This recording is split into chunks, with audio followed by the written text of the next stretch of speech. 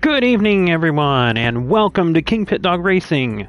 My name is Kevin. I am your host, also known as KingPittDawg, and we are here tonight for the biggest event I've ever hosted, the KingPittDawg Racing 200. We are the Holiday Exhibition Challenge Series, round number 9. It's at Daytona Oval. We're 80 laps tonight. Stage racing, cautions. We're running Gr3 NASCAR-style cars, and we'll be running for the championship tonight. This is the final round of the Holiday Exhibition Challenge Series. Those who don't know what's happened here, the Holiday Exhibition Challenge Series is something I created here on GT7 on PlayStation 5 platform. This is my series that I developed. We have had 9 rounds of multiple races. This is the only single race round, and it is also the most heavily weighted in points. We have a tight point battle going into the final race here. We've got 4 drivers technically with a chance at the championship, 3 drivers within 30 points, and it looks to be an exciting night. So let's get things rolling here. This is those who are unfamiliar, this is Gran Turismo 7, the quote-unquote real driving simulator that has been just celebrating its 25th anniversary with this edition, the Gran Turismo 7. And this here is a lobby event, and what this is basically we create this room based on one of the tracks in the game, and we've created this I've created this event based mostly on what we could do with the game, with the sim with NASCAR. And these are Group 3, basically IMSA style cars, GT3 cars. I'm only allowing the V8 front engine rear drive cars. We've upped the weight to 3,000 pounds and dropped the horsepower down to 500 pounds max. That way we try to even these cars out as much as possible. A few cars are going to have an aero advantage, but there's also other cars that run well in the draft. We did quite a bit of testing, ran some test racing, and it is going to be an absolute blast. Tomorrow I will be actually hosting the replay of this, where we will I will go through the entire race just like a broadcast on TV. Tonight you're going to be watching it from my in-car camera, which is how I drive first person here on GT7. I believe this is a sim, and I prefer to do it this way as opposed to in the bumper cam. Some people won't do it that way, but to me it's the only way it's really a sim. We've got already 3 guys joining the room, myself, Nook, and Aaron. And then we're going to have the room opened up here until everybody comes in. This is just going to be about a 5-minute intro here, the pre-race, just to give everybody an idea what's going on. If anybody wants to join, I'm going to go through the rules here for you. I'm going to put them right up on the screen. So if you take a look here, this is the track settings for this race. We are set for multiple versions of weather. We're going to be starting in the afternoon, going into the night with an accelerated time on the weather. We're going to have a 20-minute practice session. And I actually need to extend this practice session so I make sure I get that all set up. Pretty much everything I could set to real, I have set. Group 3 is the closest thing to the NASCAR next-gen cars that we can find. I did set the performance point limit at 725. All the cars that run should be able to get within that. Max power output is set to 500 horsepower. Minimum weight 3,000 pounds. Medium racing tires, 1 spec tire is all we're allowing in the race. There's no required tire changes, no allowing of nitrous. I pretty much pulled all the penalties off. So I will be race control, and I will be handling any and all calls that need to be done during the race. I also have eliminated any driving assists, any limits on any driving assists, so people can use whatever they want. I know some people are on controller. Those who don't know me, I am on a Thrustmaster T300 RS GT with a T3PA pedal setup on a custom-built rig that I designed and built with spare things I had around my house, including a Recaro-designed 1983 Toyota Supra seat that's fully mounted with the ability to use the back and forth and all the design of that. One of the best seats ever designed in a sports car. So just to kind of run down the events tonight, We're going to get things rolling here with the drivers meeting probably around 7:15, and we'll have everybody on a chat. And those who haven't watched my series races and these invitational-only races, you'll basically be able to hear everybody on the chat that is in there, and we use that as a spotting method, so we can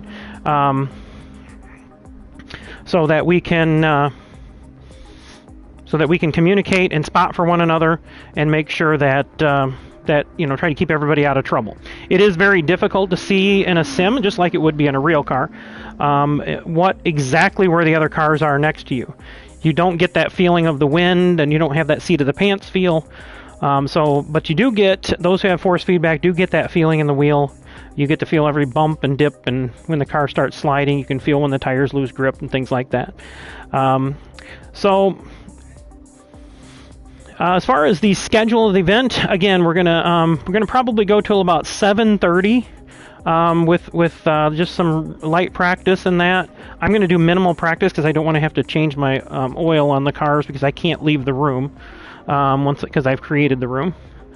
And we'll start things off there with qualifying. It will be one car qualifying. I will probably have two cars on the track at the same time. You're going to get one warm-up lap and then two timed laps. So your out pit lap will be your warm-up lap, and then you're going to get two timed laps. Most cars have been running somewhere between the mid 51s to the mid upper 52s. Some cars are going to qualify better than others. Some cars will race better than others. As far as the layout of the race, we have 80 scheduled laps on the room, and that we will start with a rolling start, but we are going to have a pace lap, tighten everybody up, and then the fast qualifier, whichever side, whether they choose the inside or the outside, that'll be their choice. The inside or the outside, that'll be their choice, and they will be able to choose, they will be in charge of the start, and this track actually has an actual restart zone on it, so that's where the green would be, the green flag would be on. Anybody familiar with sim racing understands about ghosting. I have removed ghosting for this room. That way we can have an actual accidents and things like that. So it's going to require a lot of... we got some good drivers in here. Going to require a lot of skill to make passes here, because I've limited the cars to be as close to the NASCAR style drafting as possible. These cars do not put off the wake of a NASCAR race car. So there will be some, I don't know how best to say it, there's just going to be some bumping, some drafting, and you're going to have to keep close to that car in front of you, and you're going to have to probably have a drafting buddy to make passes. So it'll be interesting. It's going to be an interesting, fun race. Hope everybody will join us, especially tonight. Anybody who wants to come in at last minute, you can actually join up to the last after qualifying. I would reset the room if you got in time. We will have to reset the grid and reset the room, but we can certainly do that.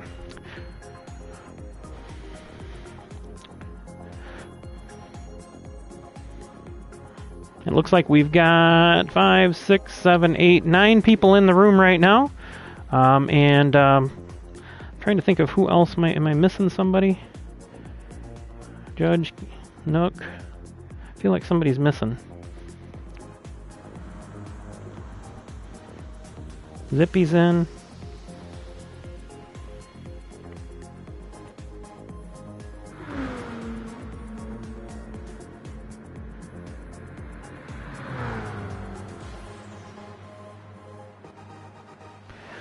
So the layout of the race is this. We're going to have the pace lap. The fast qualifier will be leading us to the green. They will have the call of when the green flag drops, more or less, when they take off. And then we will go 15 green flag laps to the first stage end, which will be at the end of lap 16. So lap 17, the start of lap 17, will be the caution lap, where we will line the cars up single file, and you'll be allowed to pit if you want to.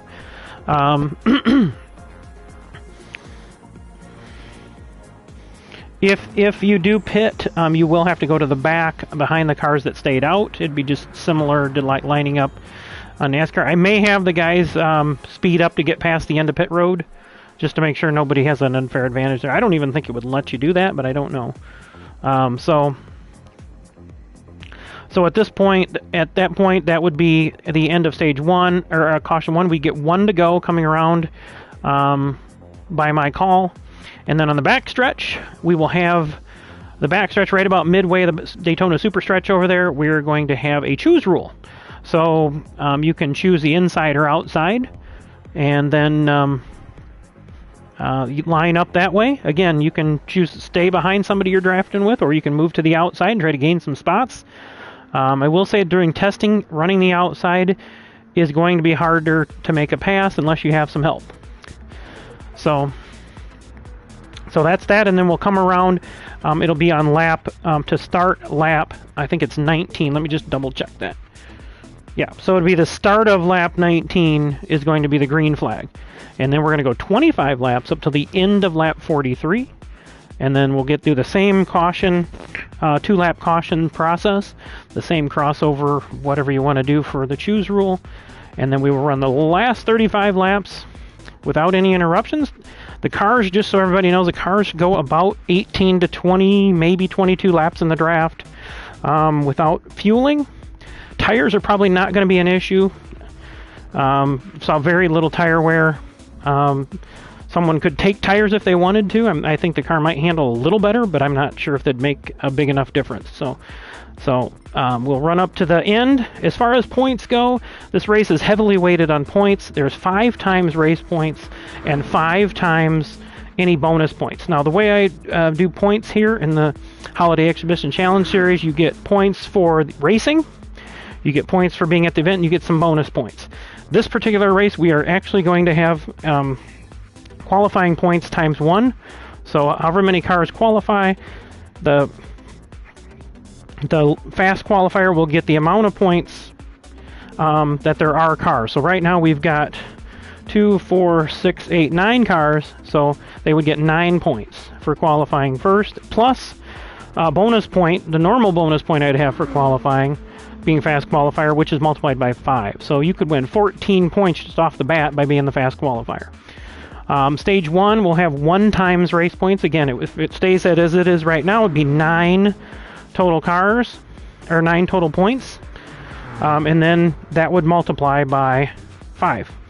And then in stage 2, it would be 2 times points, so it would be 9, so it would be 18 times 5. So there's huge points, and then stage 3 will be times 3. So there's huge points available here tonight. Every position's going to count. There's also event points that I give out here, and that is based on average finish. And because we're going to have 3 stages, your average finish in all 3 stages will give you your event points. And again, as it sits right now, it's 9 times 5. That's going to be 45 points if you win the event, and then it would go down from there, 45, 40, backwards. So hopefully we'll pick up another car or 2. I'm trying to think of who else was going to come in. This might be everybody that we've had test. I feel like I'm missing somebody though.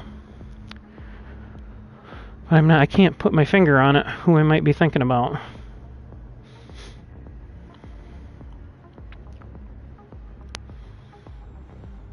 So it looks like Nook is running the Jag. I think Steve is going to be running the Jag. I think Judge is going to be running the Viper. Looks like we might have 4 Vipers in this. Oh, Steve Mann, that's who's missing. Steve Mann's missing. I knew there was one, at least. I thought we had 10 for sure. So Steve Mann should be in here pretty soon. I am going to actually make an announcement on my chat so that everybody knows.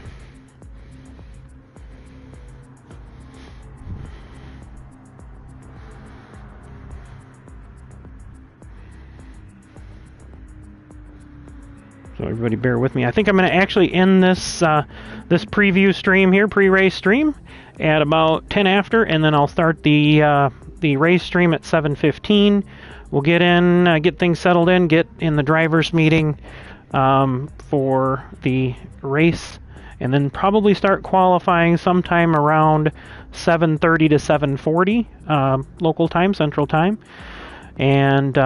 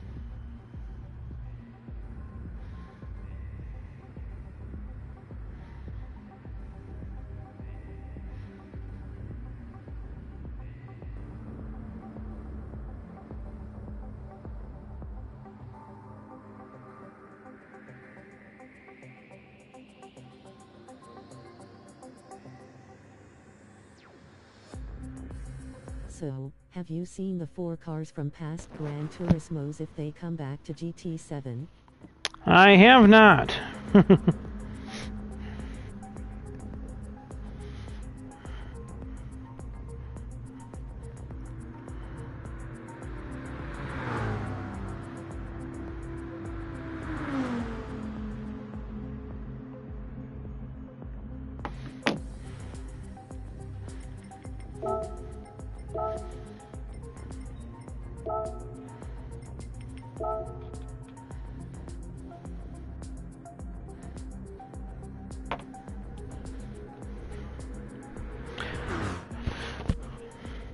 I send you 4 car pics from past GTs. Okay, man, I got a lot to do with this lobby here, so yeah, I won't be able to look at that tonight. So, but appreciate it. Send it to me in a separate chat if you can, sir. I'm trying to keep this one open for people to ask me questions or whatnot. The HECS official. Again, those who want to join. Is the Lexus SC397.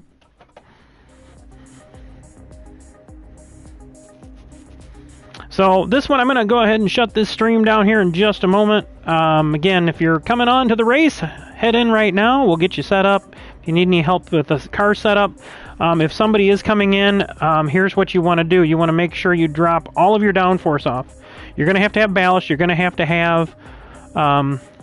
You're going to have power restrictor. You can add your power adders like a turbo or a supercharger depending on the car, and then you'll have to restrict it down with percentages. You can get almost all cars you can get within 3 horsepower of 500.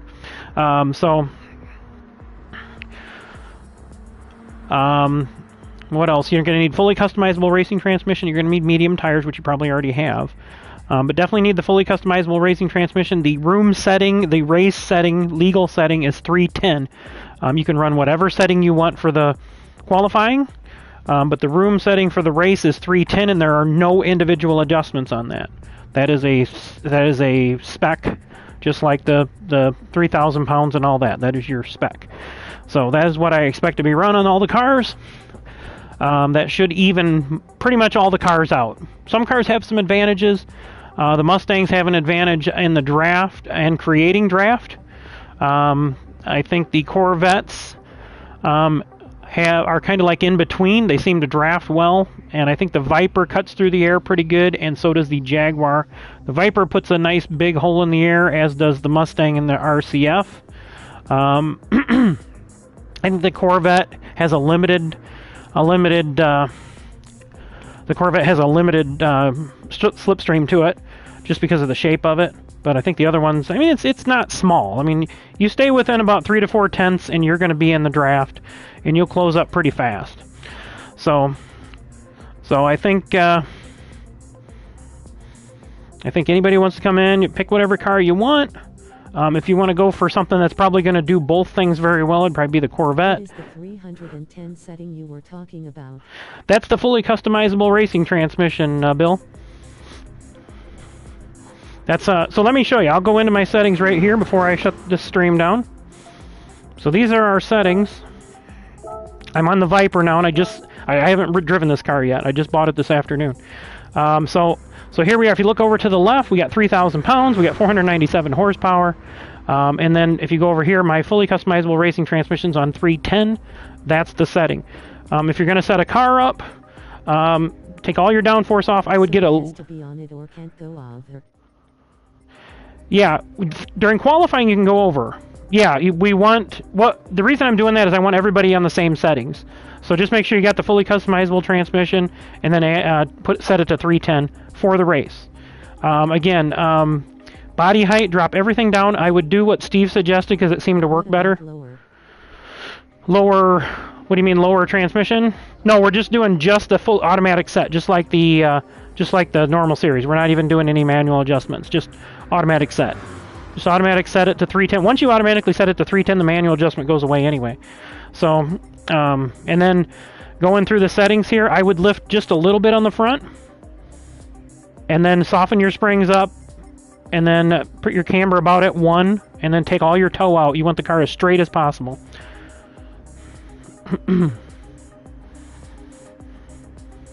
So you can see my settings. Anybody can take any of these settings.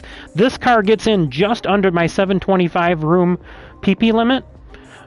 So again, make sure you're setting it up with medium tires so that the PP is correct and you can get in the room, because the medium tires are the only ones allowed in the room. But you see what I had to do here to my output? I had to take the power restrictor all the way to the left, and then the output adjustment all the way down to 90 to get to under the 500 horsepower. And the reason I set that's basically like a restrictor plate. So, one other thing that Steve suggested, which has worked better since I tested it, is when you do add ballast to get that weight, do the bare minimum. You can get almost every car at 3,000 pounds. Put the ballast all the way to the back. That'll drop the back end down. Okay, and get that out of the air. Most of these cars have a rake to them. So, and then the wing also. You get the wing drop down to where the roof cuts most of the air off of it. So, if you need to take a quick screenshot of that, you can see I've got the high-end torque supercharger on this car, and then you've got to reduce the power down. So, pretty simple there. And I am going to end the stream, but the room's staying open, so if anybody wants to join, just go ahead and do so. I have not taken any laps in this Viper, so I am actually going to take a few laps, a few mock qualifying run laps, and see if I'm going to, if I like it, I'll run it in the race. If not, I'm going to probably go back to the Lexus. So I will be back on this broadcast in about 5 to 7 minutes. Probably less than that if I can set it up, but it always screws up trying to reset this typing with a controller. So we'll see y'all in a few minutes. So head over to the next video if you're watching this one. Make sure you hit the like button. If you haven't subscribed to my channel, go ahead and do so already. Hit that notification bell, and you will know when I'm on. We'll see y'all in just a few minutes for the KingPittDawg Racing 200 here at Daytona Oval on GT7.